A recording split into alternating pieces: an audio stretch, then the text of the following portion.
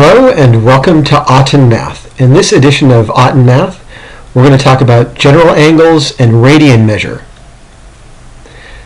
So let's start first with general angles. Some of the basics of general angles. When I have an angle, it's created by two rays that meet at the vertex of the angle. The first ray is called the initial side, and the initial side is fixed with one endpoint at the vertex, or the origin, and it moves in a positive direction on the x-axis. So the initial side in the standard position is on the positive x-axis. That vertex is at the origin, and then the terminal side rotates in either a counterclockwise direction, which is positive, or a clockwise direction, which is negative.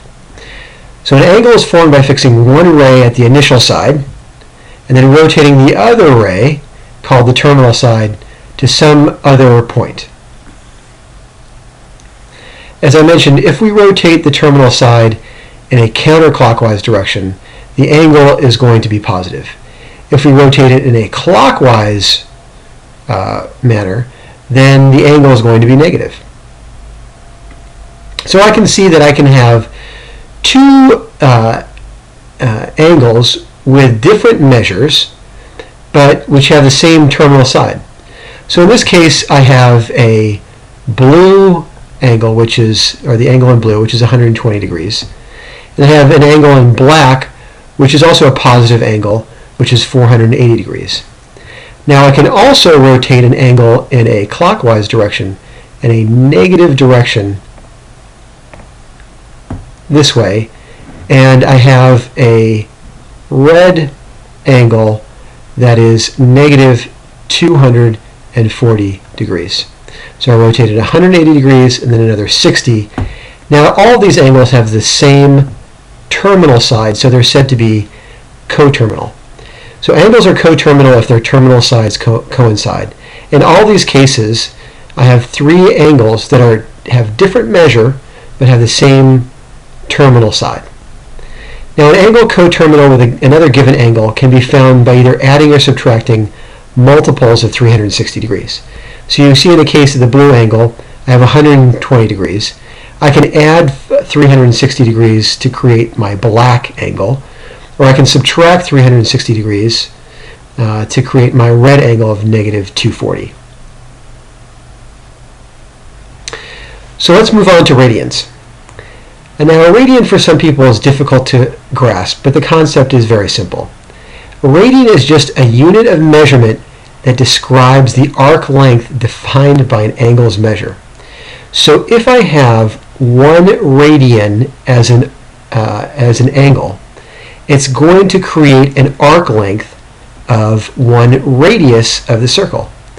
So if I have a radius of 4 in the circle, and let's just put some dashes around it, so you can see that I am creating the circle. If I have a circle with a radius of 4 units, then 1 radian angle is that angle measure that creates an arc length of 1 radius. Okay? Well, we all know that there are 2 pi radii in a circle. And we also know that there are 360 degrees in each circle. So if there are 2 pi radians, because there are 2 pi radii in each circumference, there are 2 pi radians in each circle, then each radian is going to be about 57.3 degrees.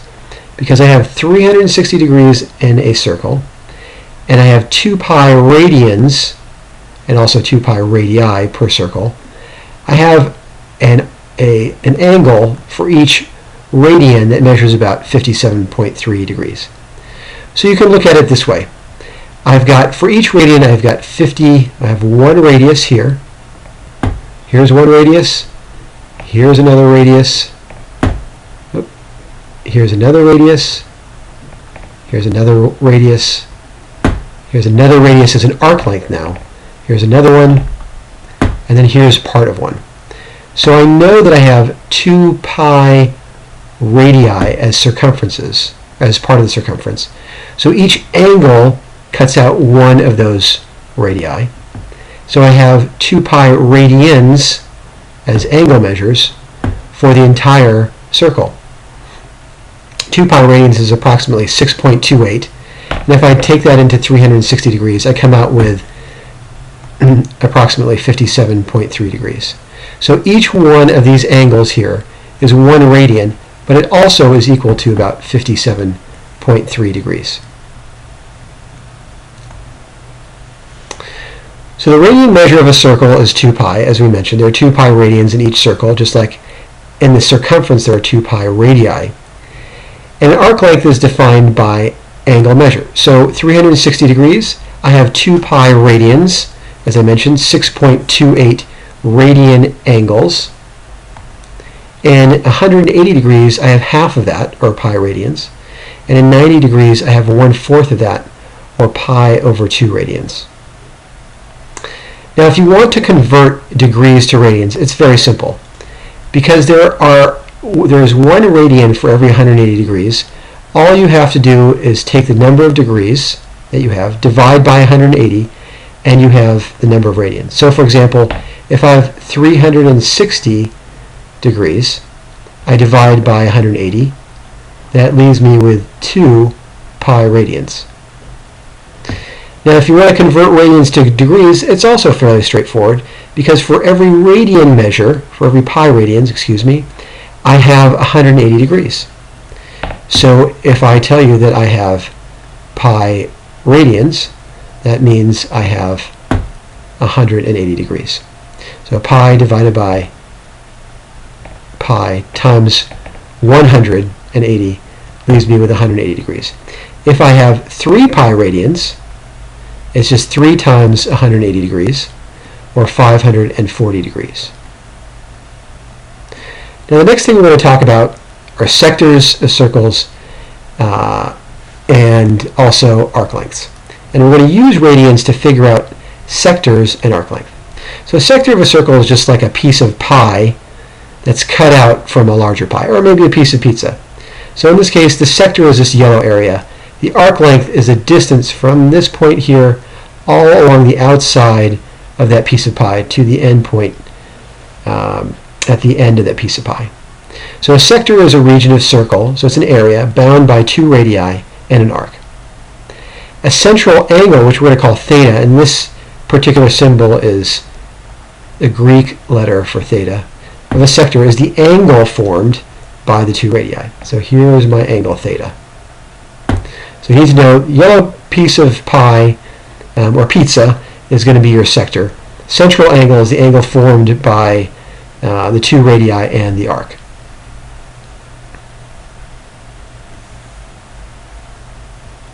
Okay, so if I want to figure out the area of a sector, really I'm just taking the formula for the area of a circle and adapting it for the number of radians that I have.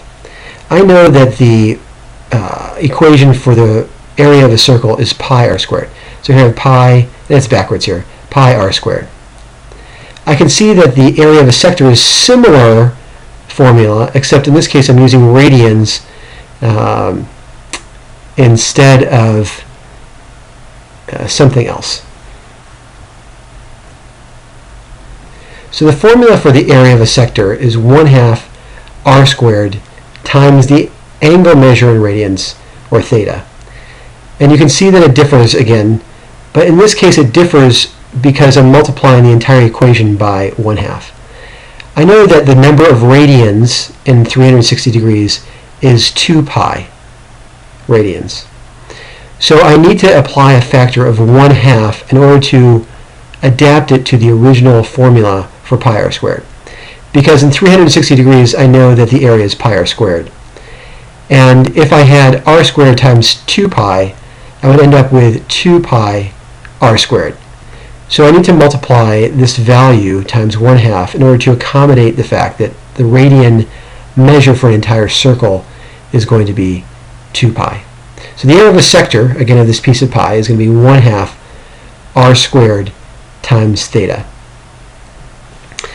The arc length of a sector is also similar in that the circumference is going to be equal to r times 2 pi, or 2 pi r. I know that the arc length of an entire circle is also going to be 2 pi r. And in this case, when we accommodate radians as a variable to create or to figure out the arc length. The number of radians for an entire circle, again, is 2 pi. So in an arc length, the circumference of an entire circle, I'm going to have 2 pi radii for my arc length. So the fraction of the arc length, or the dimensions of the arc length, is just simply the value theta, which is the number of radians in the circle, times r. Just straight theta times r.